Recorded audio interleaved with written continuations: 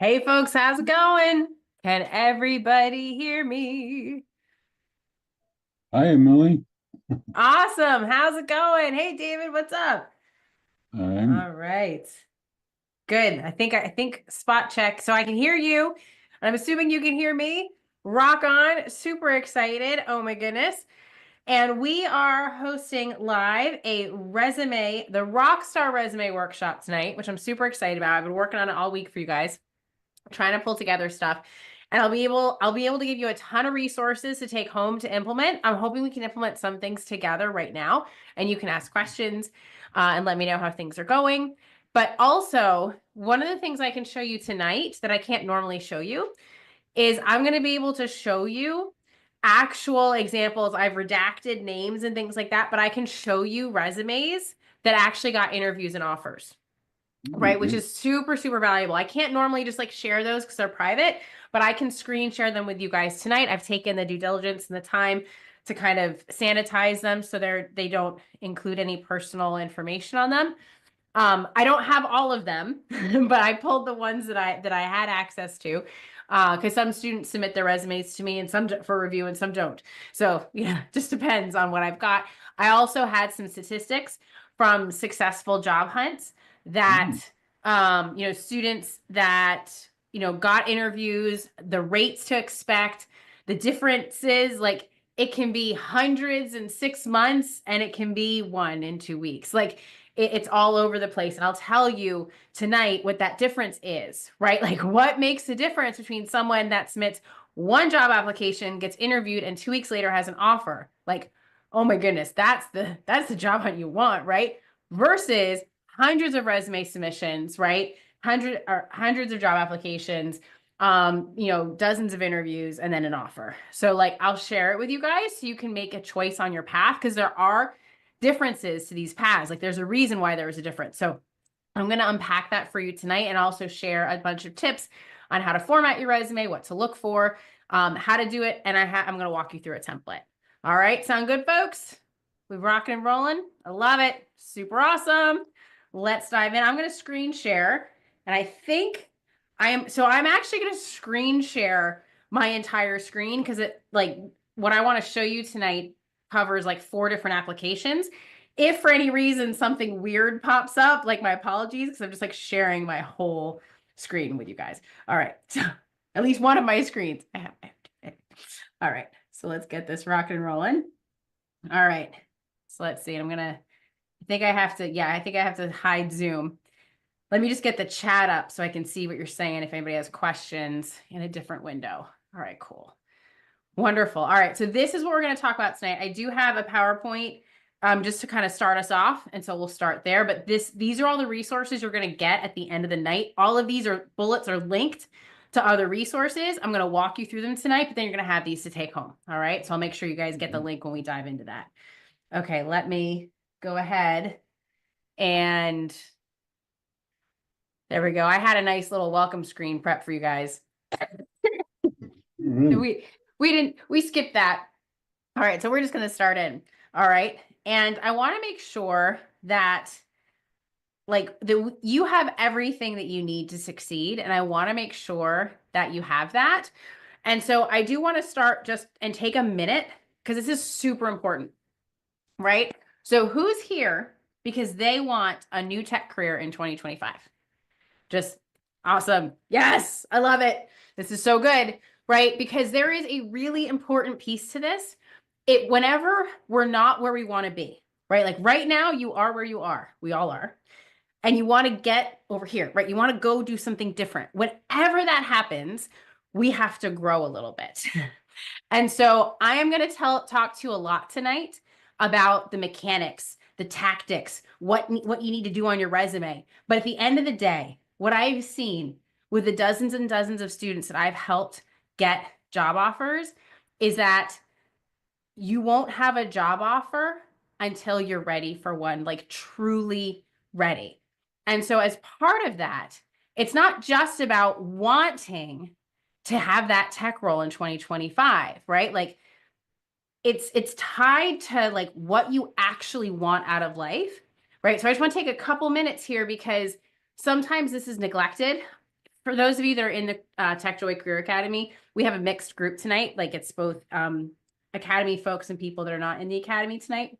Like for those of you in the Academy, you know how much we value this because we have, performance and mindset coaching sessions right inside the Academy because we know that it's not just technical barriers that prevent our success, but also non-technical ones, right? The ones that prevent us from showing up confidently, from really going after what we want, or slipping into self-sabotage or imposter syndrome, right? Like those are real things that prevent us from the ultimate goal of getting a job. And so I don't want those to be barriers for you either. So just take a minute for a second, right? And just jot down if you can share in the chat, like what you're looking for in 2025. Like, what is this tech role that you want? Like, is it free? Like, do you want freedom? Do you want to be with family? Like, maybe you want to buy cool toys. Here we got family, cool toys, right? There's no judgment here, but if you guys can just like take a second to share, like, why are we doing this? Right? Because we're going to need to hold on to this. I'll explain why this is so important in just a second.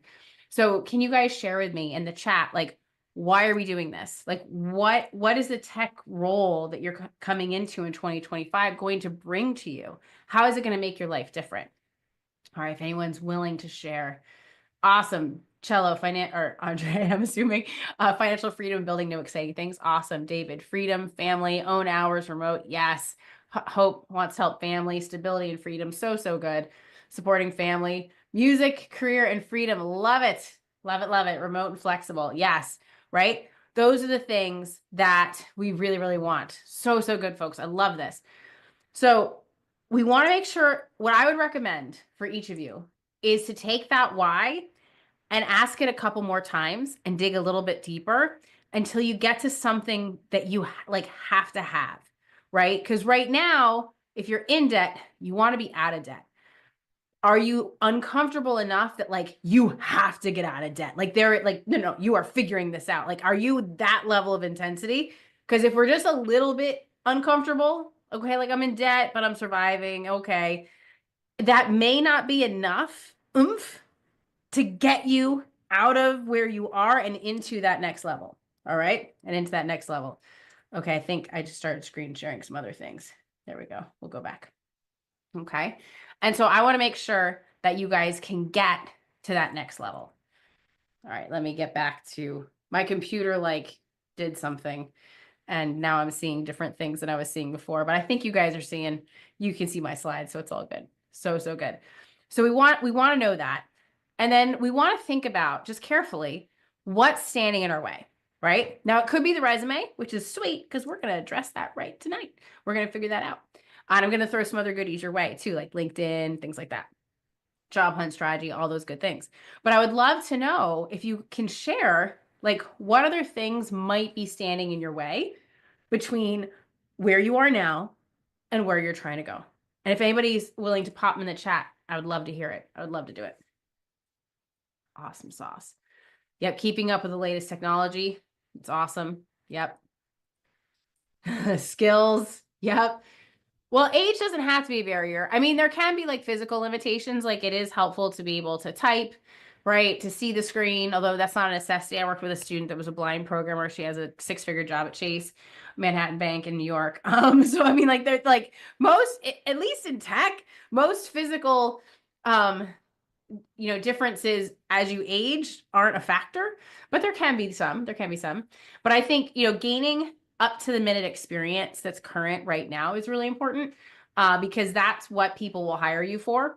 And while we know internally in the academy that it doesn't matter when you learn to think like a coder, you've got it. Modern businesses that are hiring want to see those latest skills, right? Awesome. Yeah. Switching perspectives. So good. No real life experience or professional experience win maybe. Because you might have life experience even in software engineering, right? But like getting to actually deploy in production. And that's super smart win because that is a huge factor. And we'll talk about that tonight. I actually can give you, for those of you that are in the academy, you are covered with experience because we are going to give you the internship. So no worries there. You're going to deploy into production. for better or worse. I think if anyone on the coding tutor here team is here, like, oh my goodness, that's like what deployment? Yeah, I know. If you want a gentler introduction to production, you could join a project that's already deployed because it takes a while. It's a little bit, it's a little bit of work getting a production system set up. Awesome sauce. But like, if you're not in the academy, I do have a worksheet on how to get production experience, even if you're not in the academy. It's a butt ton of work. It's easier just to come and join our internship, but like I will share it with you so you have it. Imposter syndrome, Joe. Yep, I get it. That's so good. That we're gonna address that, right? Being able to communicate. Yes, Rebecca, that's what we're gonna talk about tonight. Very good.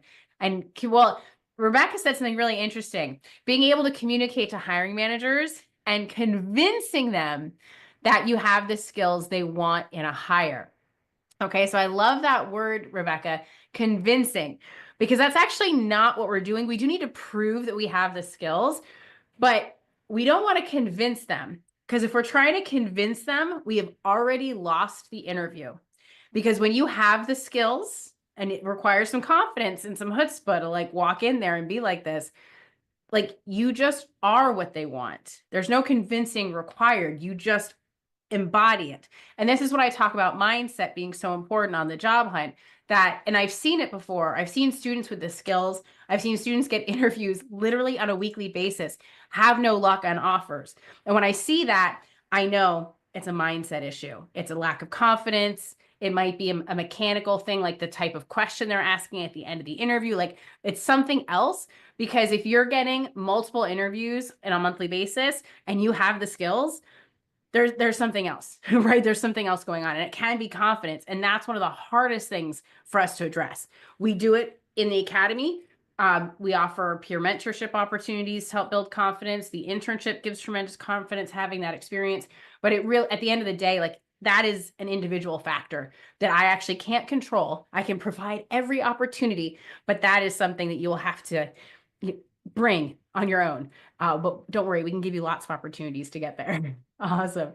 Yeah, no worries, Braden. Lack of experience with networking LinkedIn. I know. I'm definitely thinking that could be a follow-up workshop later on. So stay tuned about, networking and connecting on LinkedIn.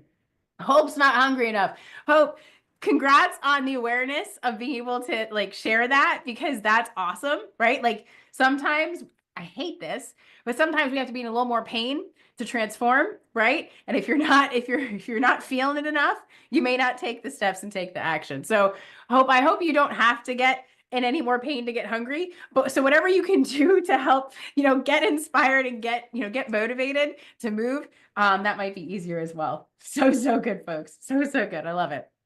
I love it. I love it. Awesome sauce. Cool. So we'll move on a little bit. So just to kind of summarize, I love the frustrations that you shared. Thank you so much for your honesty and willingness to share those.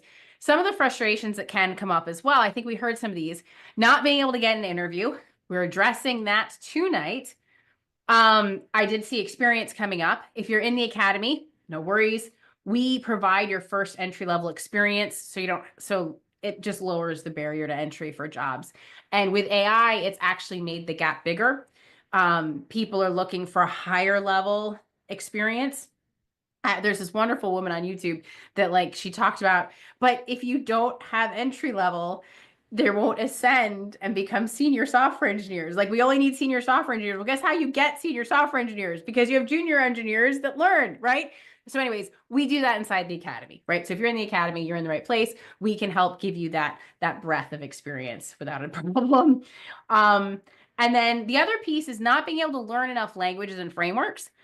This is a symptom of not necessarily understanding the role that learning plays in a software developer's life.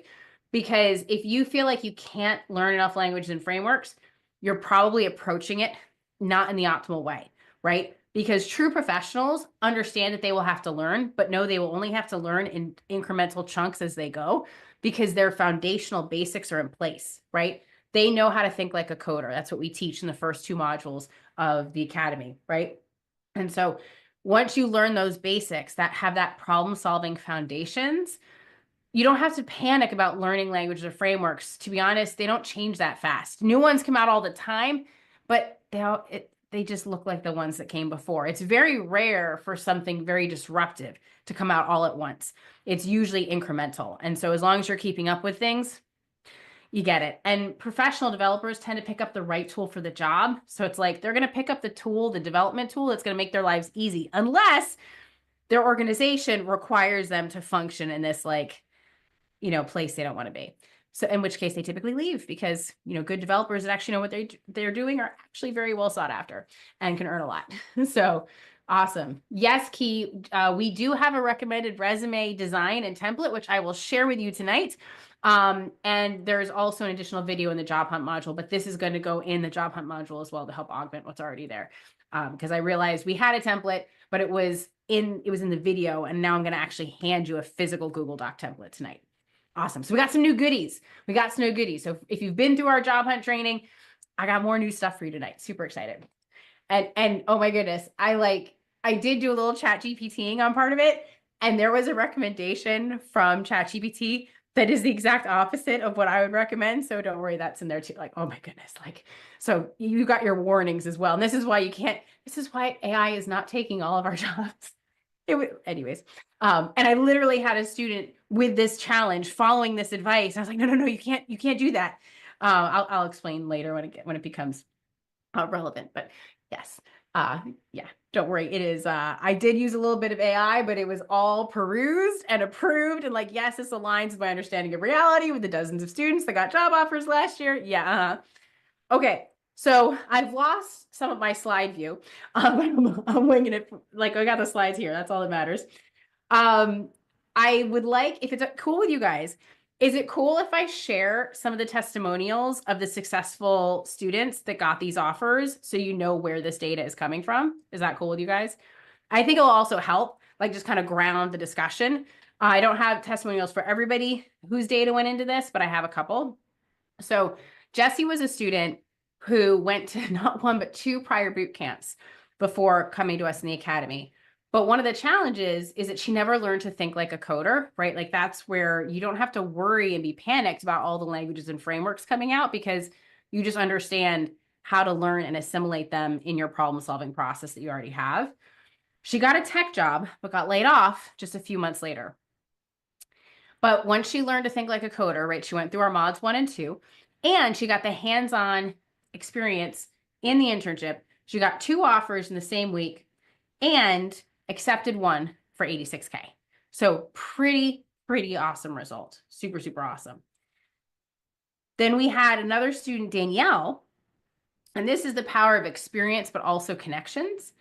Danielle couldn't get any interviews, right? She went to a coding boot camp and she was just struggling. She just didn't get any callbacks. I know there's been some students that have come here from other boot camps. Has anyone else been in that boat where they've been through a training, maybe gotten a degree, and they're not getting those interview callbacks? Anyone else have that here? Just out of curiosity, if anyone here tonight has that. Yeah, awesome, Brian. Yeah, I'm sorry that was your experience, but I'm glad you're here. Right, Danielle was in that boat as well. And so she joined the academy internship, and she was formerly a teacher, and she got a job offer making $20K more than she did as a teacher. It wasn't even for a full position yet. It was like an apprenticeship, and it was still 20 grand more than she was making as a teacher. And I'm happy to report that I think it was at the end of December or early January, she met her 6 months and she was promoted to full-time. So I think she almost doubled her salary. I have to go back and check. But basically, she's if she's not at 6 figures, she's right knocking at the door, making so much more than she ever did as a kindergarten teacher, super excited, super ecstatic. So that's, some of this data is coming from a lot of different areas. She had a connection. So that's one thing we're going to talk about tonight. And I know someone had mentioned, LinkedIn, right? Wanting, support on reaching out, which we can absolutely provide. We had another student, Yash, who was, he had been a developer, but he'd been laid off. And so he was working at the local pizzeria to make ends meet, which is, good for him, right? And he was also a killer interviewer. He interviewed all the time. He was getting interviews 4 times a week. It was nuts. But he struggled to get offers, right? There was definitely, and I spoke with Josh about it. Any student that's on the job hunt for, more than a couple months, I'm talking to them, right? And hey, what's going on? Trying to get to the bottom of what it is that's holding them back. Because usually if they've come through our process, they have the skills, They typically are fairly confident. And if they're landing interviews, typically the barrier for an offer is something about the interview itself or their mindset, their confidence, something in there. So, I was speaking with him a lot. And he also worked alongside our senior software engineering mentors. He was on an internship team who, with the advisor, was a former meta engineer who is not only a meta engineer, but had been responsible for hiring all their mobile developers for 5 years. Like, so really not just like a run of the mill meta engineer, but someone, who's really involved in training their talent, right? And so after that experience, he followed our warm interview process where he was building connections, right? He wasn't just submitting his resume blindly. When I say warm interview, that means you have a connection to that position. You either that position or the person who's hiring or that organization. He got a position at a local military base. So he had a connection. Like they knew who he was because it was local. He'd actually done the work to make that local connection and he got an offer for 75K. And this is huge, right? Connections are a total game changer. And we also had another student. This is a different type of connection. This was a connection that we happen to provide. We encourage students to make their own connections, but when we have them, we also share them. And so in this case, Adi had a degree in tech, but he wasn't able to get any coding interviews. And so he joined the Tech Joy Career Academy. He got our internship. He knocked it out of the park. He was he had continued to self-teach after his degree, and he was incredible. But he just couldn't get his foot in the door. It was so frustrating for him, right? Because he has all the skills, but no one will give him a chance because nobody wants to hire entry-level developers. This is why we have the internship, right? And so he actually got an offer for 100% remote position. And this particular job was one that I had a connection to. And they weren't even publicly advertising it because it was entry level remote. And if you put that on a public website, you're going to get, thousands and thousands of job applications. And it was a small company. And they're like, we can't go through these. Like, we can't even do it. So they didn't even offer it publicly. It was internal only. And so one of my former students worked there. Boom, boom, boom, boom, boom. We got the connection. I sent them 4 resumes from the academy that I listened to what they were looking for. I found 4 people that I thought might be a good fit. They interviewed all 4 and hired 1. So that was awesome. It doesn't happen all the time, right? It doesn't happen for everybody, but it was really awesome that it happened here. And so that was because a remote position for your first real entry level position, 100% remote is pretty rare. And so that was a really great win, great result. Yep. Super, super awesome. Let's see. Do we have any more? One more. Okay. Because this is our most advanced candidate. And that he also has the distinction of being our top salary ever from the academy, which I'm super excited about. Just so excited for him to have this result. So this is all the data that's going into what I'm sharing with you tonight. We had Nick, who did a custom internship with us. Every internship is customized to the student, but there's a lot of students that come and say, hey, I just want a job. I want a tech job. And they're like, full stack sounds good. Okay, right? We'll put you in. But Nick wanted something different, right? Nick wanted something different. He had been laid off for months and he had had a lot of different tech experience. He had worked for startups. He had had some management experience. He had done DevOps and he was like a jack of all trades, master of none.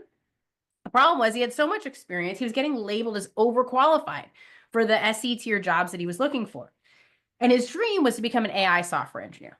Okay. So we came in and we gave him, he really wanted to start something, to own it, to have the experience of being a founder. So I was like, okay, let's do it. Let's rock and roll. And so he helped start an AI-based project, a coding tutor project, to help automatically answer student questions. And he just took it and ran with it. And he did a masterful job. He rocked it. He knocked it out of the park. And after joining that custom internship experience, he was able to get a job as an AI software engineer and 170K. Now he had a lot of prior experience there. It's not going to be everybody's, but the fact that just a month ago, right, he's getting, or 2 months ago now, right, he's getting this amazing opportunity, this amazing job offer. So pretty awesome. And it was his dream job. And he did some due diligence. He got there. He did set up a bot to automatically apply. That did not get him a job. He had to pick it up by hand to keep doing it. But it was a pretty awesome result. All right. So wide ranges. All of these examples I shared with you are people that went into software development teams The range of compensation was anywhere from 70K to 170K. So the skills that we're teaching you, right, in the academy and tonight, this is what you need to hit that higher level, that next level of opportunity. Okay.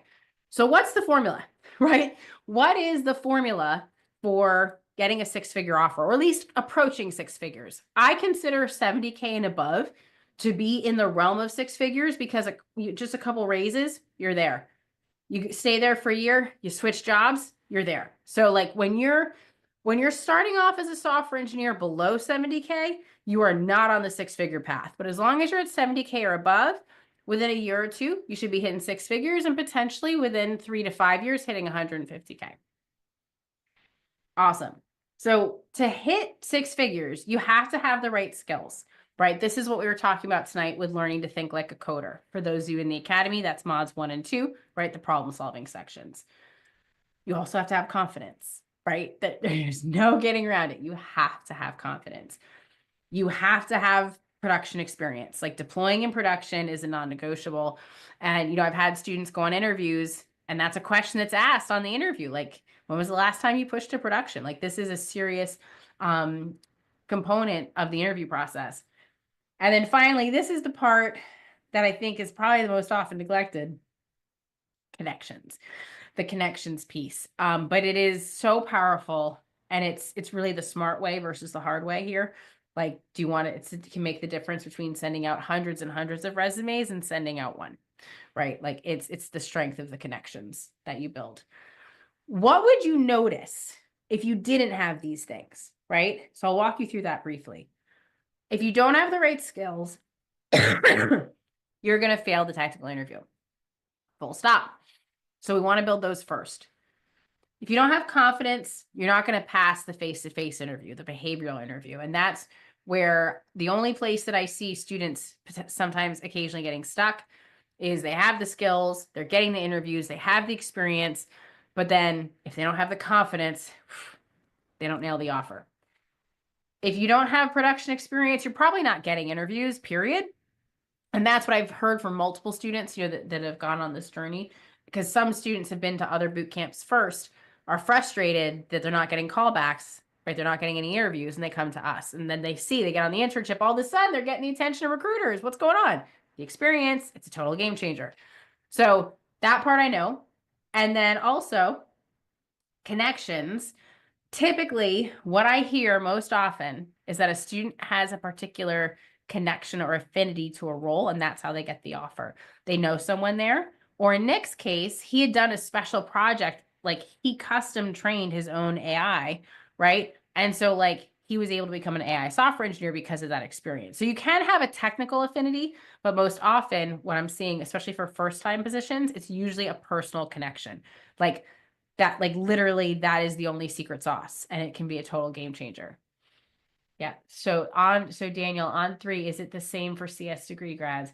Yeah, production experience. It doesn't matter where you're coming from. Boot camps, degrees, you have to have production experience, because what most people don't realize is that production experience, like our interns usually take a month or 2 to get comfortable on the project. They already know the tech. They've come through months of training already. And then they get on the internship, and it takes 1 to 2 months to be productive. Like until you're a contributing member, you're not just learning from the team, right? Like that's how much additional learning goes into it. It's not really a book you can read, because every project and every technology is a little bit different. We prep students as much as we can, but at the end of the day, it still takes a month or 2. I don't know if there's any like intern. I know Braden's here. Braden, is that what you see with interns as well? Like just like to confirm you're on support local. Definitely, yeah. It's tricky jumping into a large code base that's already existing and that's using a lot more advanced concepts from the tech stack than that you were previously doing as an explorer. So it takes a little while to settle in. Exactly. Thanks, Braden. Thanks so much. So the idea is that when you walk into your first job, you're going to be in the same position as on the internship. We're basically giving you your first job so you can get the wiggles out, learn the lay of the land, learn the ropes, and get in there, because we teach you the fundamental concepts, but we're not teaching you the production deployment concepts.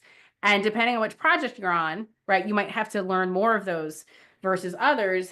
and there are different levels of advanced maturity, right? And they have different clients with different needs. So like this is where the rubber meets the road and you get to actually put your skills into practice. But yes, it doesn't matter if you're where your training came from. If you haven't been deploying into production, you need that experience on your resume. And I will share with you, for anyone that's curious, right? Like I will share with you everything that goes into selecting an appropriate project to get that experience. I'll be honest, it is way easier just to join our internship. Like it's going to be so much faster, but like I want to share that with you guys so everybody can see it, because there actually is quite a bit that goes into it. And then good. Can your connections come from LinkedIn? Absolutely, David. Right. But the important thing is having them. Right. And you can make them if you don't have them. And you can use ours. Right. Like, yeah, everybody friends me. Connects with me on LinkedIn. I connect with them. And then you can use that as a filter when you start searching for, like, when you apply for jobs, you can go to the employee list for that company on LinkedIn. And you can actually see everyone you're connected with and start trying to connect to them. And then see if you can like engage them in conversation. And maybe there's a friend of a friend. Like if you have a second or third connection, win. So anyways, that there's some social engineering that goes into getting a job offer quickly. And the best and fastest to get job offers are always using those skills. Awesome sauce. Great questions, folks. So I promised some numbers for you tonight. We may go long. I'll cover as much as I can. I'm just looking at the clock. I thought it's like I must be talking too much, but I want to make sure that we're clear on everything here. So if you guys do have more time, I'm happy to extend a little bit. By the numbers, right? What can you expect when you go on the job hunt? So you have to have production experience. You're not going to get interviews without it, basically. And this has been borne out by so many students. Like literally the week they go on the internship, they haven't even figured it out yet. The week they go on the internship and put that on their resume, they're getting callbacks, right? It is so push button. It's happened so many times. Like this is it. This is the thing. If you're not getting callbacks, this is the reason. So I can help you like get your resume so that it's going to stay on the top of the pile. But if you don't have the experience, you may not get the callback. All right, just so you know. Skills. We're going to talk about how to do this tonight, but you want to show how you add value and then quantify it. Quantifying the skills, like what impact did it have? You might have to guesstimate a little bit. Good news is no one else will know, but they may ask probing questions and you don't want to have to lie. So you want to kind of base it in reality a little bit. And so how much attention does a cold resume get when it crosses a recruiter or a hiring manager's desk? About 0.04%. So less than 0.5% of resumes get interviewed. This is crazy. Like this is ridiculous. But this is with automations and how like, and you can just like push button apply for things like this is the reality. And typically you get 10 to 30 seconds. Our students do better. They typically get anywhere from like 4 to 25% interview rates, right? Or actually that was 100% for the one where sometimes when we have a referral, then it's like 100%, like somebody's getting the offer. But like there are ways to increase this, but if you follow the cold path where you don't have a connection, this is what you're looking at. And of course, like this is what gets me frustrated and fired up a little bit because I hear on like forums, right? Like I'm always out on Facebook and like, different discussion forums. And I'm like, yeah, I train software developers. Like, oh, my friend has a software developer. They've been applying for 9 months and they haven't seen anything. I was like, yeah, I bet they're going about it this way. Because you're not going to have success doing it this way either. It's just banging your head against the wall. Like this is the hard way, right? If you want to do a butt ton of work and not see results, this is the way. There's a smart way. It does require talking to people and building connections, which is not easy, right? We've already talked in the chat tonight. That's not simple. But like, so that's the only barrier. You have to learn this skill of how to reach out to people. But once you do, it's a lot faster, right? Because this is like, almost impossible, right? Like when people say, oh my gosh, it's impossible to get a job in tech, it's because they're doing this. And yeah, look at those numbers. It is virtually impossible. And yet we had more students get job offers in 2024 than ever before, right? Because if you go about it in an intelligent, strategic way, you can actually beat the system. So I'll show you that tonight. So how many, like what kind of numbers should you expect, right? These are the numbers that I use to kind of estimate and debug job hunts because I usually let a student go on the job hunt, right? They graduated and got promoted in the internship. They're still an intern, but they're now a junior dev level. And so they're on the job. That's when we recommend students go on the job market. And I usually typically let them go on the job market for a month or two, and then we report back and see where they're at and see what kind of results they're having. So the numbers, this is what I recommend. This is what I'm looking for. So you want to aim for about 30 to 50 job applications per month, right? So that's about 1 or 2 a day. And then 30 to 50 reach outs per week on LinkedIn. This is the part where I see people falling off typically. They're applying to jobs, so they're not building the connections. And if you want an offer, job applications will get you interviews. But if your goal is to actually get hired, like with an offer, you have to build those connections. Following this process, you can expect to see about 2 to 8 interviews per month. Some students see as many as 16 to 20, right? Like almost every day. But it just depends, right? Your mileage may vary, and they might have been applying for more. But yes, I typically see connections being the most overlooked. Because it's the most thankless, right? Like, I mean, job applications aren't very great either. Like you send your resume off and then you never hear back. I guess they're not moving forward with me, right? But with connections, you might give all these requests and like nobody ever responds. And so it's frustrating. Typically, you'd expect to see 10 responses out of 100. It's like 10%. So like if you're not seeing 10%, then we can tweak the messaging that's going out. But if you haven't even tried 100, how do you know? Right? Like if you only do 10, maybe one person responds or maybe nobody responds. That's still within the statistical variation, right, of what we expect to see in terms of responsiveness. There's other ways you can do networking as well, but networking, having those connections is going to be critical. What kind of numbers you can expect when you have production experience on your resume? Because to be honest, I can't even tell you numbers if you don't have production experience because I don't have anyone getting hired that way, right? Unless it's for like a low code job. That's different. But if you want to be like on a development team, you have to come through the internship. Like I've never seen a student become a developer like without the internship. When you have experience, right? So I had a recent student go through this about a little over 200 applications, took him 6 months. He got 8 interviews. That's like a 4% rate. So a little bit higher, right, than the average. 1 offer. Okay, that's not awful. I had another student do this where he had 600 applications in 6 months. He did 75 tech interviews, 25 face-to-face interviews, 1 offer, right? So these are very typical. I don't know why my browser is doing that tonight. My apologies. So this is one example. Can we do better? Can we do better? What if we have a connection? Now, this doesn't happen all the time, but with a strong connection, 1 application, 2 weeks, 1 interview, 1 offer. So that, my friends, is the power of a connection. Like, and I want to make sure that we can see this. I don't know if we can see that, but that is, I hope you can all agree how incredible of a difference that is, right? Between just experience. Without experience, forget it. You're not getting on this list. There are no numbers. But with a connection, a strong connection. So basically, in this case, this individual, her name was Liz, she was basically invited to apply because she knew the person. To be honest, I was trying to help a different Joy of Coding Academy student get hired because I knew this connection as well. But he was really he was angling for Liz because they were friends and he really liked her. And so like he got a job at this company a year before. They were hiring again. He was involved in the hiring process. He had a good friend he had worked with. He said, "Hey, come on, we got this," right? So that was a connection. It was a really strong, close connection who happened to have a job opportunity. So that's that, you might have the most brilliant connection, but they don't have an opportunity in this moment. So that's why it's a numbers game in terms of how many connections you have, right? So this individual had a very strong connection. Other students that have gotten offers, right? We've provided connections. They found their own connections, usually with a friend or family member, right? But the fastest offers I've seen, right? Like otherwise it's 6 months. Like you're definitely looking at a 6-month job hunt if you don't have that connection built in. So that's why I know it can be hard and uncomfortable, but it is the most rewarding thing because at the end of the day, these jobs, they're getting thousands and thousands of applications.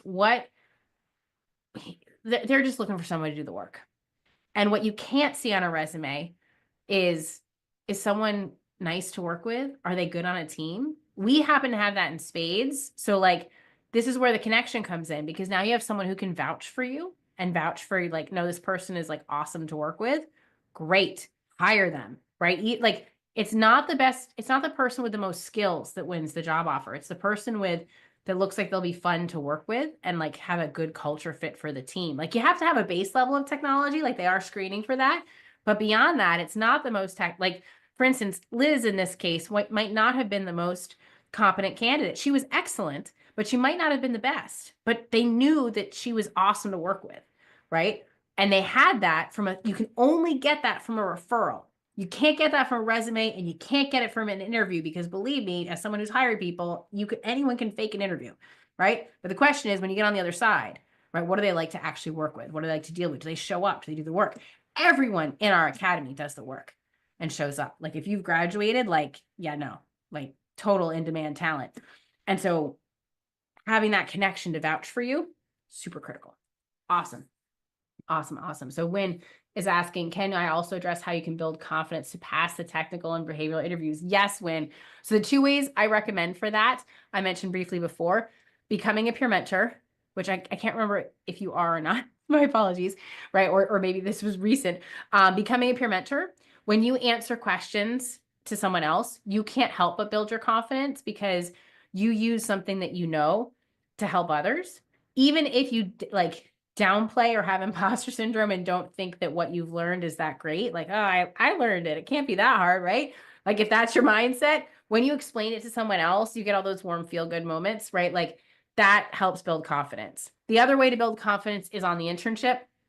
And so, like when you actually use your skills to contribute in the world and make a difference, it's a total game changer. And it can even be simple tasks on the internship, but it's just doing it. It's like using your skills to have an impact on the world is what helps build that confidence. Super, super awesome. Great questions, folks. Don't hesitate.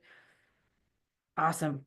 Awesome. Awesome. Cool. This is what we're going to talk about tonight. I put them in order, time permitting. I'm going to try and manage my time because I was expecting to spend 40 minutes on this, 40 or 50 minutes. So if you can't stay, no worries. Try and get your questions and I'll make sure to answer them. But we'll go through some of these pieces. First and foremost is the resume template, right? Like we're going to do that first. I will give you a view of the, oh, now I can see what's happening. Okay. Let's like Zoom is bringing this browser forward. I'm also going to talk about the achievement bullet formula, right? Like for your experience, what do you put under that? Like, how do you frame that? We're going to talk about the application tracking system, right? How do you track stuff? And so again, this is for everybody. I'm going to get this out for you guys. Let me pop it in the chat. Okay, so everybody has it. Yeah, your supervisor, David's supervisor, wanted him to teach him SQL. Yep, there you go. That's awesome.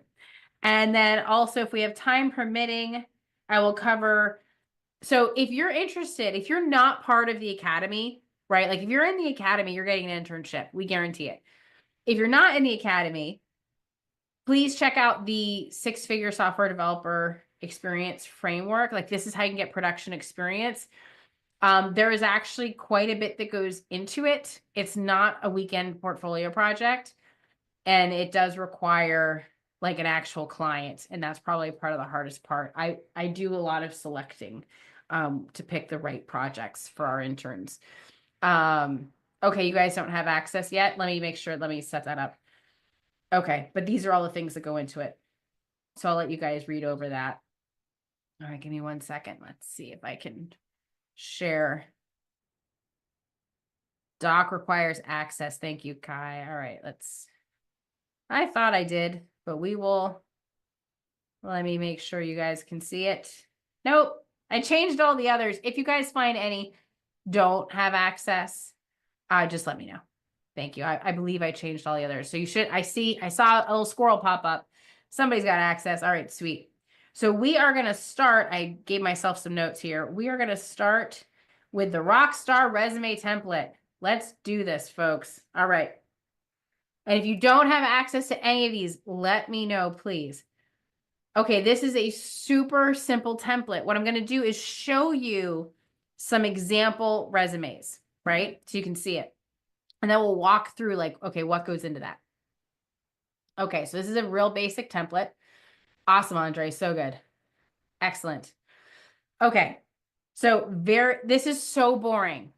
This is the most boring resume template on the planet, and that is intentional. Do you guys remember how we said that you only get 10 to 30 seconds? It's our job to make sure that whoever is reading our resume can get the information they need to know to hire us and make us an interview offer, right? In as little time as possible. And so one way we do that is by making it super easy for them to get through their pile, right? We have to kind of think about what it's like to be an interviewer and a hiring manager. They're going through like hundreds, potentially thousands of resumes. And they want to be done with that task as soon as possible, because most people hiring developers, hiring is not their day job. They have other responsibilities that they want to be doing, right? They want to be fixing the code, fixing the bugs, writing the code that they need to write that they're actually getting paid for. Like, this is something they just like kind of have to do, and it's kind of annoying. So we want to make their life easy. When we make their life easy, they will like us and they'll be more likely to give us an interview or an offer. So we save your creativity, right? For a different platform. Start a blog, which would actually be great if you're on the job market, like showcases your authority. But like, save your creativity and design for other areas. Keep it simple, super simple. So this is a very simple format. This is what we recommend. I left some examples in here just so you can see.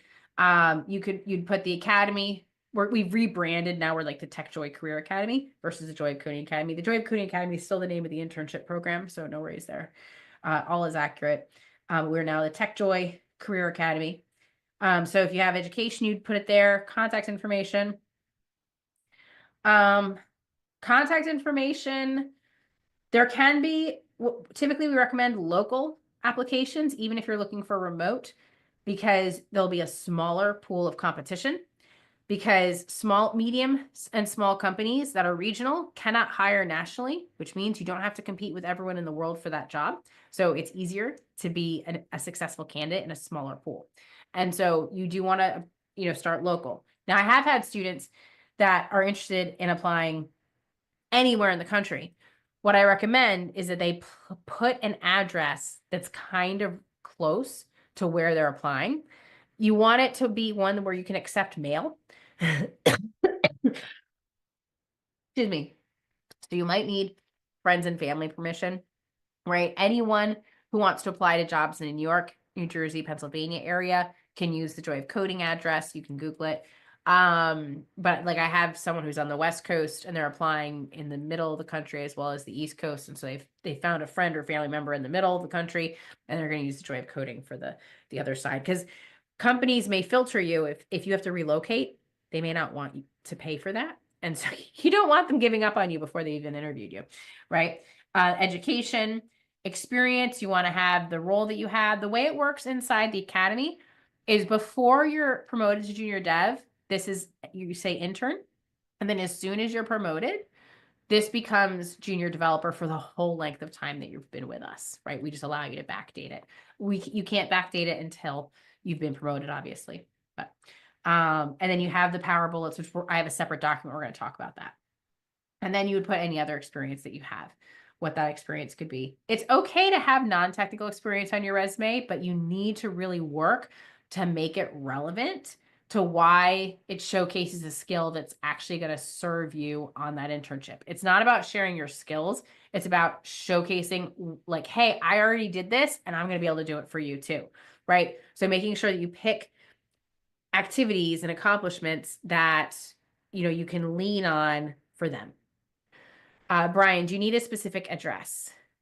I think you could get away with the region. I think it might depend on the job application, but I think a region would be acceptable. Sometimes you have to do background checks. So I've filled in background checks for students before. And so like sometimes you actually need an address. That is a physical mailed thing. Awesome. Okay. And then any other positions that were held. And then you always want to have technical skills. What you're looking to do, like just to be clear, anyone can say they know MySQL, right? Anyone. You could just do a tutorial on the weekend, or you could Google it. And oh, MySQL is the name of an SQL database. Awesome. I've never touched it. I'm still putting it on my resume. I do not recommend this, right? But I'm saying this happens. And so hiring managers have been frustrated by the fact that anyone with an internet connection can say they know everything, right? So what you want to be doing is in the power bullets is embedding how you've used these skills so they can see it. Because I'm going to say like, oh, good, they know Linux. Well, okay, did they like, boot it on a hard drive partition for a weekend, or do they actually know how to use it? Are they a power user? Have they been a sysadmin, right? Like these are all levels. And so what we're trying to do with these power bullets is showcase how awesome we are for them, right? How awesome we'll be for them based on what we've already done. But we're also trying to ground these technologies into our experience. Oh, I like deployed a 6-node Linux cluster and managed it for scientific, end users. Okay, that's a different level of Linux than, oh, I run Linux, right? Like these are totally different levels. So we're trying to interpret for the person reading the resume, like how we've used these skills. Have we used them for business outcomes, right? That's what they're looking to see. They want you to have a bit impact on their business. They want you to do stuff and get it done.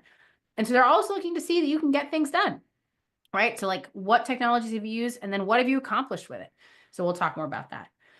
Any other questions on this? And then I will share with you some actual examples. Would I put the non-technical skills? Yes. In the other positions, you could say non-technical positions if you wanted, things like that. Yep. Denise, what about career change? Can you go one step deeper on that, Denise? One sentence more about what you mean about what about career change? Do you mean like if there's some non-technical experience that you want to include? Just let me know. I'm going to start pulling up. Does the order of the sections matter? It can matter. Some people put technical skills first, but I find them so useless. I would err on the side of putting your experience first. You want to put whatever is going to make you look best, you want to put first, right? Okay, so Denise is giving a little bit more information. Denise was in office management and is now heading into tech. So Denise, you're going to have a lot of non-technical experience. There is a strategy with that. When your resume is done, feel free to DM it to me on Discord and I can critique and give you more specific feedback. But I would take what I'm teaching in this session tonight and like revamp it. But the basic idea is you're trying to showcase skills and accomplishments in office management that would be relevant on a team.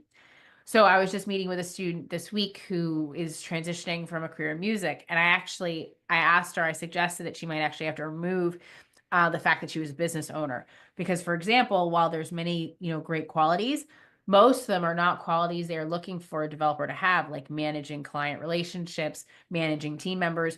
If she was applying for project manager roles, yeah, she'd want those on there, but she's not. And so by having it on there, now I'm wondering as the interviewer, like the person reviewing the resume, is she serious about this dev job, or is the dev job going to be this remote side hustle for her and we're going to pay her a salary and she's not going to do any of the work, right? Because she's actually a business owner. So you want to remove things that make it seem like you're not serious. For non-technical additional careers, you would probably restrict and reduce the amount of bullets that you include there. And you might just list them like we've done here. Or you can have bullets if you think they're relevant and you can show that they're relevant to the development position that you're applying for. Rebecca has been told to leave references available upon request off your resume because these days it's understood. Okay, awesome. No worries there. It can go either way. Daniel, so even if you have some work experience, you're not required to put them in if they're not relevant. Yeah, you don't have to. So for where this might come into play, especially is for a more senior candidate that might have like years and years and years of experience, but is applying for an entry-level role. That is sometimes something that's unexpected. And if it's too unexpected, they're not, it can disrupt the process. And so in that case, you might leave off some of your experience or just make it one-liner. You might not include the years. You might just include where you've worked for. There's a lot of different options, and typically I would be advising on a case-by-case basis for anything dealing with prior experience. What about education from years ago? Yes. So Denise, I wouldn't even put the years. I just say you went to this university, got this degree. If you're concerned, right? If you're concerned about it, it depends on the resume, right? Because there's certainly people that have 10 or 20 years experience. They're putting that on their resume, but typically it's all relevant to the role they're applying for, right? It's all about the story you want to tell, right? So you have some choices there. Great questions, but the bottom line is non-technical positions. The only reason you include achievements is if you can articulate why they would actually serve the role you're applying for. So you'd probably remove some of your bullets, if that makes sense. Great questions, folks. All right, so I have a couple resumes. Let me see. Okay, so here we go. So this is a resume that went through this template process. This is where the resume started. It's very pretty, right? But it's a little too much pizzazz, and it wasn't on one page. You don't have to be on one page. 1 or 2 pages is totally fine. It can even be 3 pages. But the key is really focusing on distilling the information, right? Distilling the information. So this is how the resume came out. Very bland and vanilla. I know it's intentional. And so like the experience is there, right? Some nice bullets. Don't worry, folks. We're going to have a separate section where we talk about these bullets. Like their language into their own, right? And then we have some of these technical skills. Okay, nice, clean, simple, sweet. This resume did get an interview and an offer. The individual did choose not to take them, but they got them, right? Like I consider that like success for the purposes we're discussing for tonight. Like, did this actually meet what we wanted to do? Yes, it did. Okay, let me see what other ones we've got here.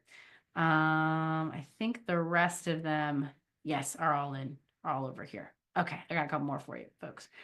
Here's another one, right? Again, what do you notice about all? So I just grabbed all the resumes that I had access to that I knew had gotten offers. And notice, do they all look super similar? Like they're a little different, but they're all plain vanilla black and white. I do have one that's like got some like fancy pants like columns, but like they're all here. Like there is one. This one didn't follow the recommended template, but it's still black and white. It's still black and white. All right. So like it's still very basic. This is a little bit jazzier than we would recommend, right? Because when everyone does this, now the interviewer's eyes don't know where to go, right? You just want them to scan it and skim down. So that's why we don't like to have 2 columns. But again, it's still fairly vanilla. This one, again, very simple, very straightforward, right? Other professional experience, technical skills. So here the technical skills are up top. They are including a summary. I didn't put that in the template, right? Some people like a summary, some people don't. It just depends. Education, additional projects. The only reason, let me take a second to talk about projects. The only reason you would include projects is if they are requesting in the job specific technical skills that you don't have experience with, that is the only reason to put a project. If you put portfolio projects on your resume in place of experience, it is like shouting to the world, hey, I'm a new coder. I'm a novice. Don't hire me. I'm going to be a ton of work, right? So portfolio projects do not count for experience. If you don't have regular experience, don't put them on there, right? You can include your GitHub. They'll see it there, right? But you don't, unless you have specific skills that they're looking for on the job, I typically don't recommend putting projects on there because they haven't been validated. They don't know how serious they are, right? Like, oh, I asked ChatGPT to generate me the prototype for Airbnb.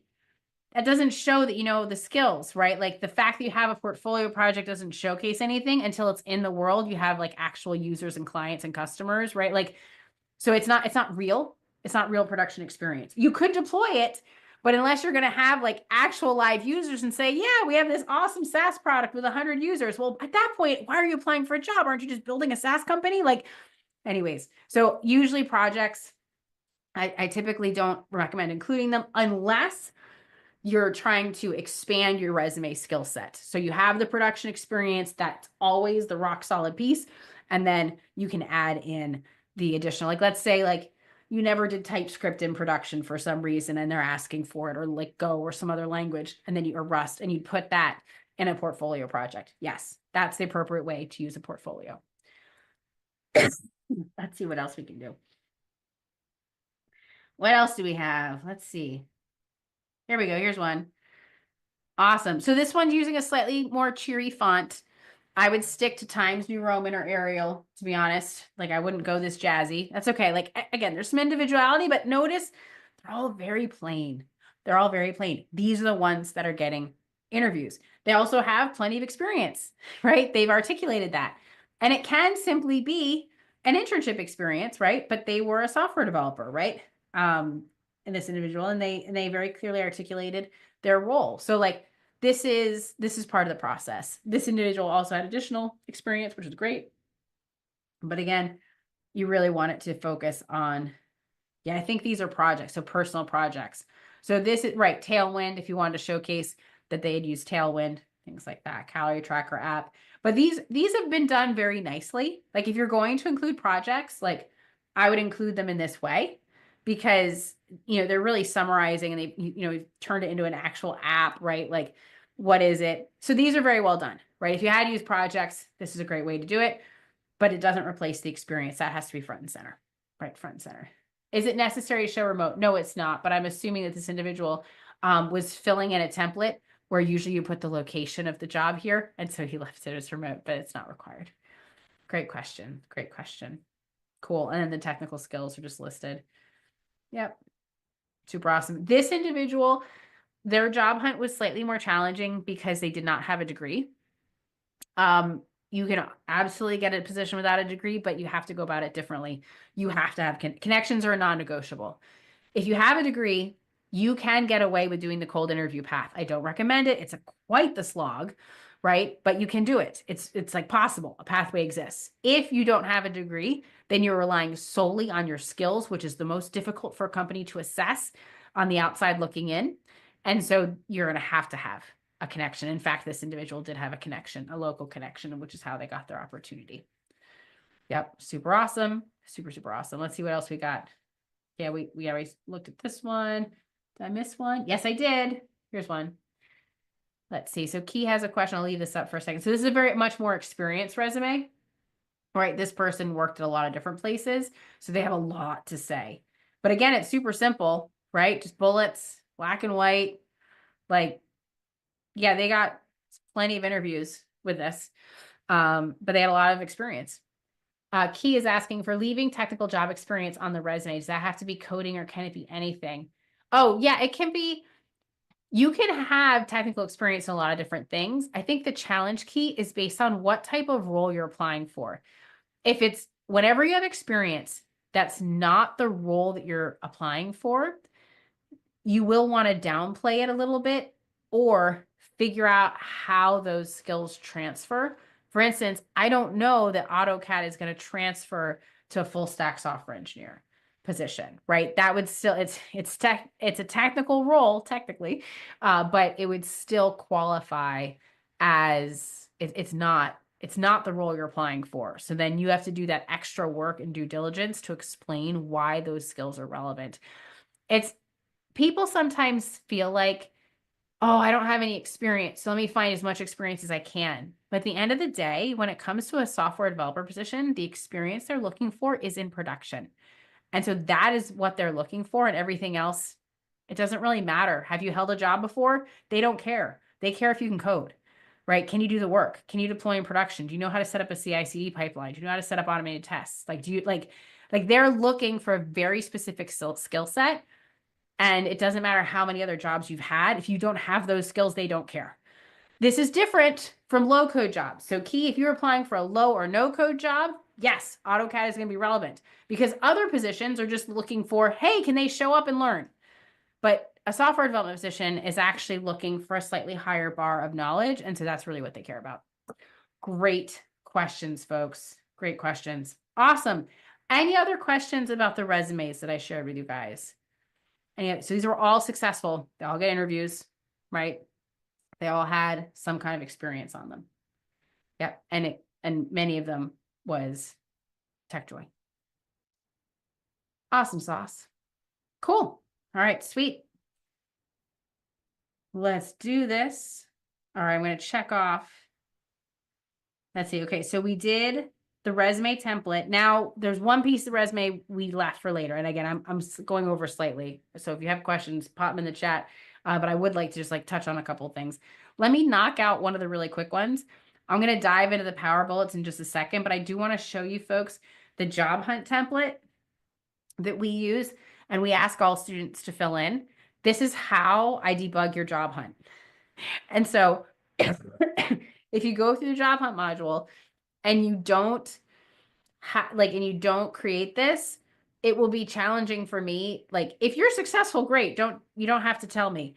But if you're not successful in the first month or two, I will need this data to help guide you on where to go next, right? So we put in job applications, right? I'm looking for about how many you're applying for, what is the outcome? And to be honest, the vast majority of them, the outcome will be didn't hear back because that's kind of how things roll. That's why it's a frustrating experience.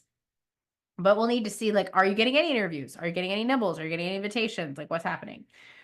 The LinkedIn reach outs is the tab where I see the fewest entries, but it is the most valuable. You can adapt this. Like you didn't have to say exactly who, like, but I would be doing 30 to 50 reach outs a week.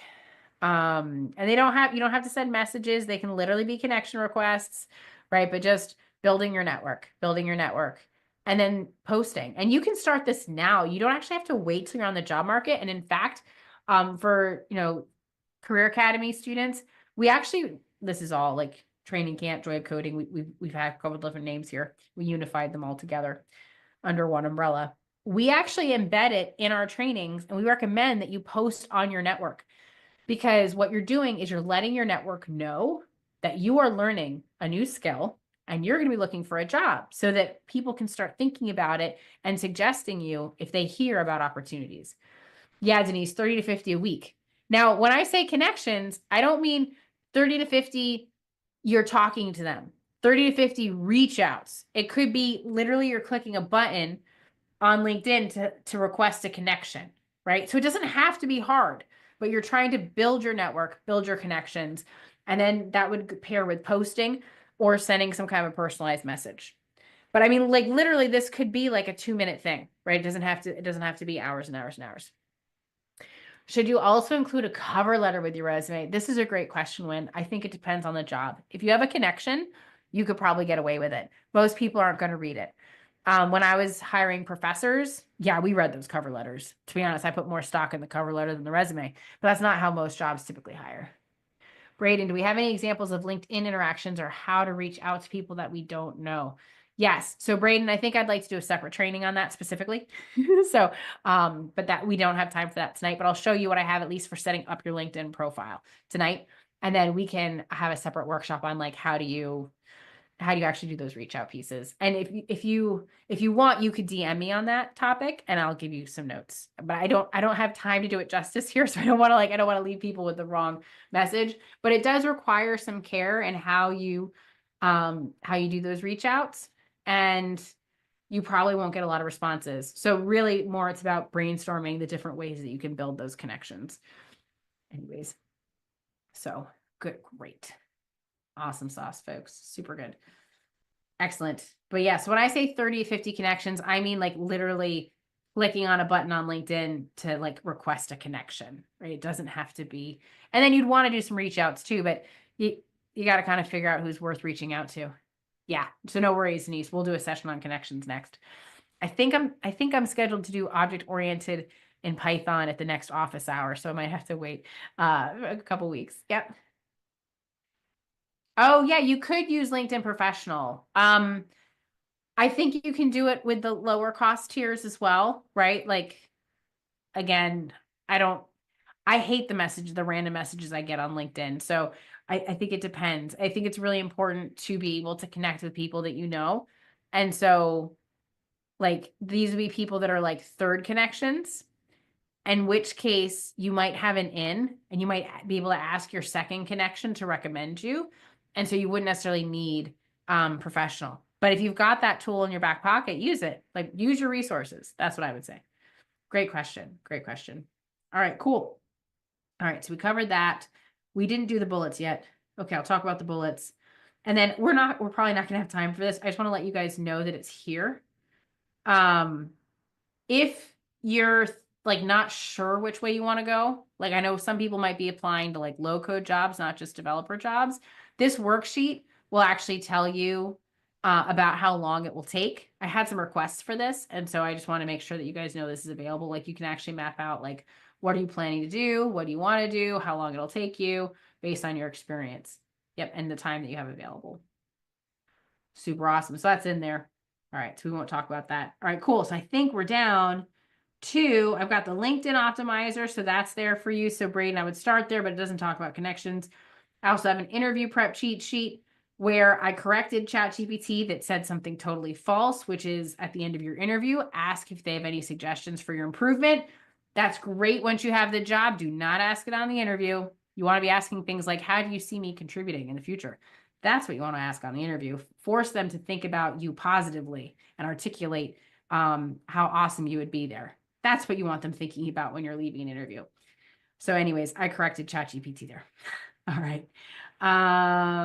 Good. We talked about this. Excellent. So we're down to the achievement bullet formula and swipe file, I think. If you have any other questions on any of these resources, don't hesitate to reach out. You guys all know how to reach me.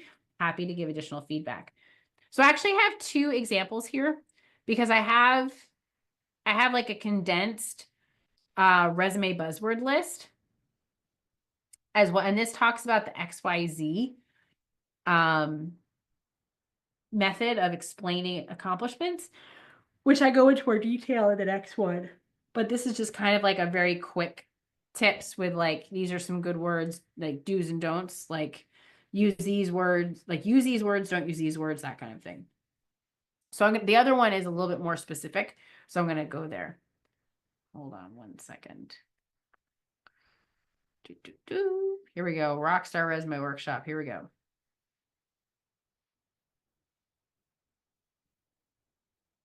All right. Bullets. Here we go.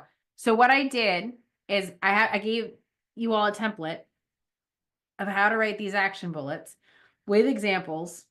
And then I also put in down here, these are all the bullets from those resumes that we looked at. Okay. Obviously don't copy and paste them because they need to be true to you. They'll find out on the interview. So you don't want to just copy them whole cloth. But this is what you'd want to do. You can adapt them to your own experience just to give you ideas of how these things can be put together. And again, these are all successful bullets. These bullets were on resumes that got offers and interviews. So I'm not, there are some students that I know will rock it. I haven't included them here because the data isn't in yet, right? The data is in for these. These made it. But it doesn't capture the connections that they built, right? Which might have also helped grease the wheels. So that's the one piece we don't have. And some of those resumes definitely had strong connections. Let's see. All right, cool. So what we want to do is the bullet formula. XYZ is basically it. Excuse me. So we've got some kind of an action verb, right? What it is that you did, like what project it was, how you did it. And then what was the quantifiable impact? I can't state this strongly enough. I know these numbers are hard. They are worth it. You want them, you need them on your resume because the question becomes, how would someone else, oh my goodness, how would someone else interpret and know that you had accomplished the action? So the purpose of the numbers is to help provide validation for someone that might be assessing it. Like, would they agree? Like, they're basically asking, hey, you're sharing this as an accomplishment. Why do you think it's an accomplishment? Oh, because it improved performance by 30% or whatever it is, right? They're looking for that additional piece of validation. So that evidence, that proving, right? Not convincing, but proving. So some examples would be optimize API performance by refactoring legacy code, reducing response time by 50%. These are not necessarily easy numbers to get, right? And sometimes the data is past. You might not even be working for the company anymore. The system might be defunct. We do have, like, we have retired projects on the internship, and so it might not be known anymore. So you want to try and collect them when you can, like as you're doing them. So our recommendation to interns is every time you complete a ticket, add a bullet to your resume. Okay? Using this format. And so I'm gonna jot this down as a note to make sure that we get that information out. I think we're in the process of creating more resources for you guys to more guidelines to make this easier, because the easiest time to explain the impact you've had is like right when you've had it. And you can always wait for the data, but you can calculate the baseline right when you submit the ticket, and then you can collect additional information later. Awesome sauce. No worries, Win. Super good. Okay, so the numbers can be guesstimates. They might not be accurate, and no one may know the accurate number, like not a soul on the planet. So it's okay to do a guesstimate, but you want it to be reasonable enough that you could talk about it on an interview if asked. Because, like, let's say you picked a number and it was crazy good. It improved efficiency by 95%. Somebody's going to pay attention to that and ask you questions. Whoa, how did you measure that? And then you're going to have to tell them. And they're going to know if you're lying. So, like, don't lie, but you can totally guesstimate. Just make it reasonable. Make it reasonable. Sarah G is asking if you haven't heard about Lunch Club. Awesome, cool, a place to make connections. Wonderful, wonderful. Pairs you with people on your skills and interests. Oh, sweet. Awesome. Thanks for sharing. That's great. Russell was about to ask if we need to get into the statistics of everything to get accurate numbers. I mean, the more accurate you can, it's easier. But it can be, sometimes you can't get them. Right. So Russell, if you can't, like in this case, reducing response time by 50%, that is a number you can calculate as a developer. Like you can run it. There's like speed tests, you can run it, and you can run it like 100 times, see what your average is, boom, done. But there's other ones, increasing user engagement by 20%. You might have that, you might not have that number, right? But notice most of these examples are very specific measurable things, right? User retention increased by 15%. They probably do have that number. Reducing build times by 40%, right? Like some of these are all really good. Completing the MVP 3 weeks early. So like you have to pick, like you think about what do you have? Like how did you come up with this claim? Whatever it is that you're saying, whatever action and task, whatever it is, why are you saying it to contribute to your resume? Why are you saying this is an accomplishment? There's going to be a number in there and you have to find it, pull it out. And it might be a guess, right? It might totally be a guess. Write a program for that. Absolutely. Yeah, 99% uptime. These are all really good. Let me see if I can give you some real examples. Reducing decision-making delays by 50%. Okay, I bet you that wouldn't be a real number. I bet you that wouldn't be a real number. That would be a pretend guessed number. I'm trying to see. Now notice these are the bullets I pulled from the resumes. There's not that many. I know there's, yes, 3 increased returns filed by 300%. That's a quantifiable thing. It takes a little work. 600%, 54% increase, 36%, right? Like this person sat down and calculated the numbers when they did it. My recommendation is as soon as something is done, figure out how you would measure the impact you've had and start collecting that data so you can see the impact of your work. David is asking if we were just involved in the development of a new system, would there be a metric to mention? There is always some kind of a metric you can mention, but it's really about an outcome, right? That's really what we're talking about here. So like even here, increasing user engagement or cutting release time from 3 days to 2 hours. Wait, there was one where it was like completing the MVP 3 weeks early, right? Like that's technically it's not really a number, right? Like early release days, like almost anything can be turned into a number. So you'd want to have a metric in an existing system. It might like, yeah, it's harder to get those numbers because you don't have the baseline. So there's a little more work, and that's probably explains because most of the experience in these bullets was from our startup projects. But there's almost always a way that you can pull in a number because you can measure whatever it was before. Like unless you're literally building a prototype from scratch, which we don't allow any interns except for like Nick was an exception, but typically we do not allow interns to write a project from scratch. We're having our senior developers lay out the architecture and design, because if they don't, then if someone less knowledgeable creates it, they're learning and they just create an architecture, that architecture gets like perpetuated for the life of the project and could like explode the costs in a way that we actually like, so that the project would be unmaintainable and unaffordable to keep going. Been there, done that. Had to rewrite a project on our own dime. Anyways, so we don't do that anymore. But that is a good point, David, that if you're working on an MVP, like brand new system, it might be harder to come up with those metrics, but there's usually a way, right?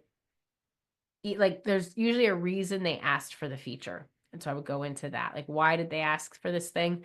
And then show that improvement there. Should be easy to get improvement if it doesn't exist, right? Great questions, folks. I love it. Super awesome. All right, sweet. Any other questions? These are awesome questions. Let's see. These are some examples, right? Power phrases that we can do, and power verbs, right? Quantifying your impact. That's what it's all about. You can state your impact, but the best practice is to quantify it. You can use the STAR method, right? We talked about that up above. If it wasn't talked about here, I did talk about it somewhere. Oh, it might have been on the interview prep cheat sheet. This is where I talked about STAR. Yeah. Situation or task, action, and result. Yeah, these are what I have some sample questions you want to prepare for on the resume, on the interview. Yep. Thinking about your final question, like smart questions that you want to ask in your interview, right? So these are all here for you guys. Awesome. Some bonuses. And then the LinkedIn profile optimizer. Hey, Mindy, let me get you the link. So I did give instructions for like setting up your LinkedIn account.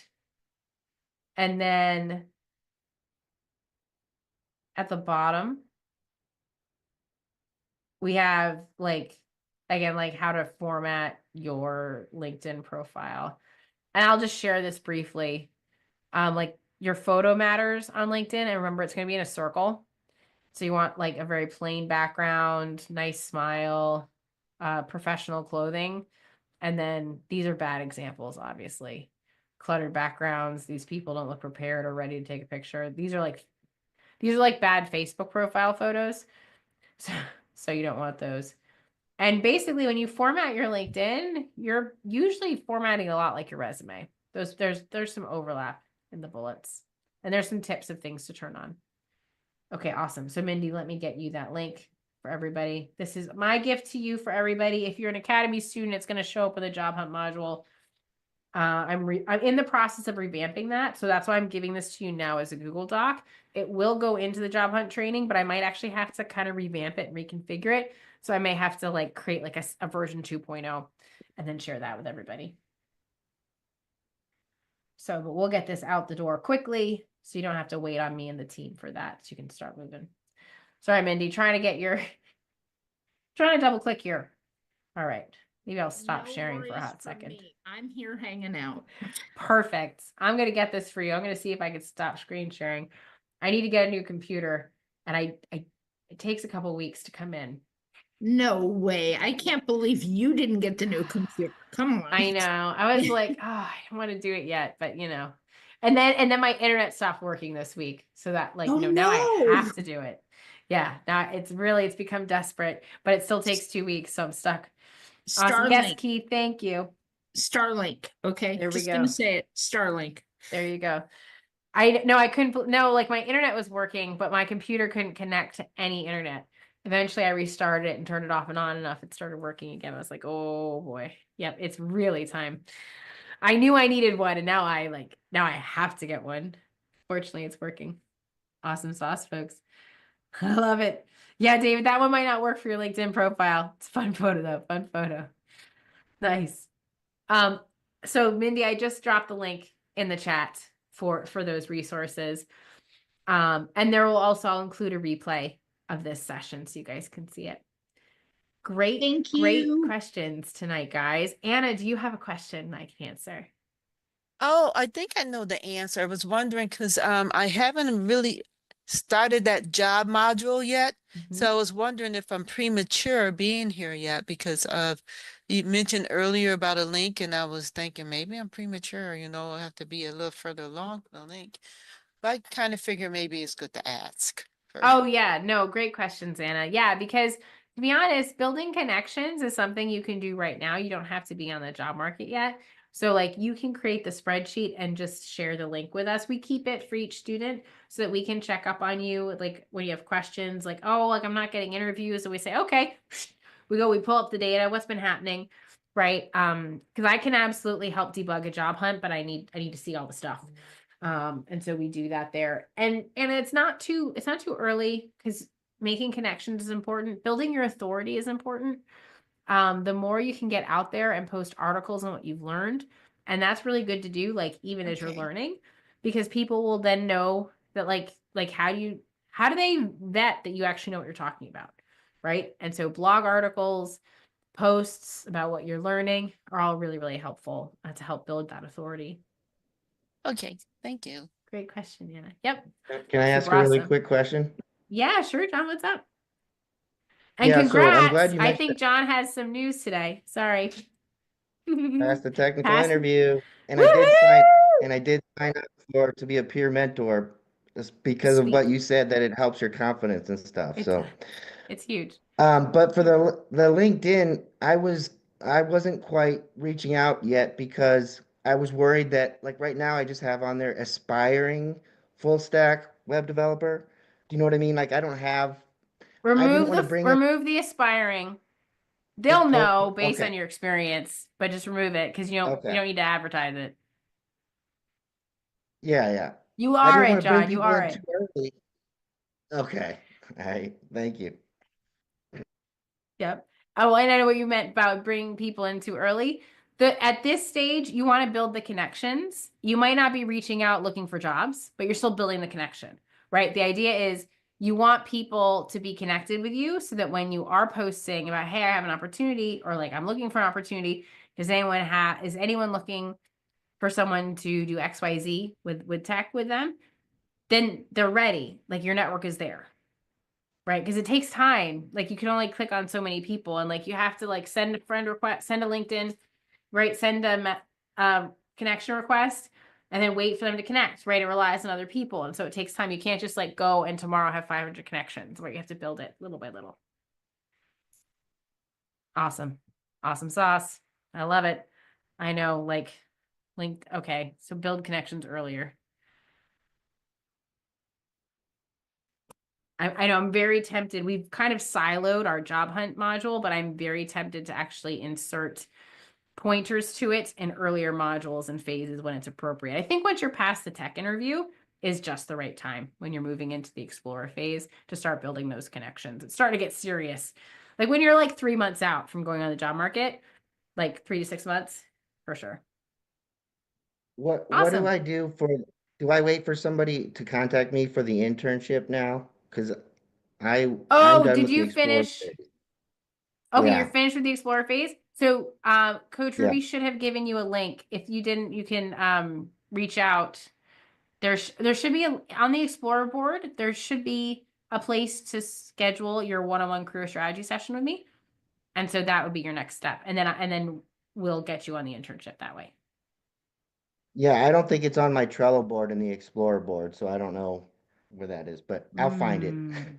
Yeah, it's supposed to, or you I'll can do find it how something. like yeah, DM me whatever. I just know like I'd have to go dig it up too. I'm not quite sure what the link. I don't remember off the top of my head what the link is, but there is a link that your next step is to book with me. You could probably ask Coach Okay. Ruby. They have it. They have the link too for this Okay. reason. I'll ask Yep. her. Super awesome. Thank you. Love it. Congrats again, John. Super good. Super good. John just passed today, so that's awesome. Yes. Advancing. We did a dry January challenge. Dry, like don't repeat yourself, dry. So joy coding style. And so like we're really, I'm just so excited to see so many people making progress. It's probably also the momentum of being the beginning of the year as well. It's so good. Excellent. Love it, folks. Super awesome. Any other questions that I can answer for you today? These were amazing. You're doing an awesome job. Awesome. Yep. I know Kai's and I are making huge strides, huge progress. Super awesome. Loving it. Cool. Awesome. Well, I'm not seeing any other questions. If you do have any other questions, please don't hesitate to reach out. If you're an Academy student, no worries. You know how to reach me, right? If you're not an Academy student, you can also text us or email us back at the number that in the email that we've been using to communicate with you before. Super awesome. I know I'm just so excited to see everybody's progress. You guys are rocking it. I'm so happy to like share this information with you. I've never shared this before, right? Like this is the very first time I've pulled all this data together to kind of bring it like, here's what's working, right?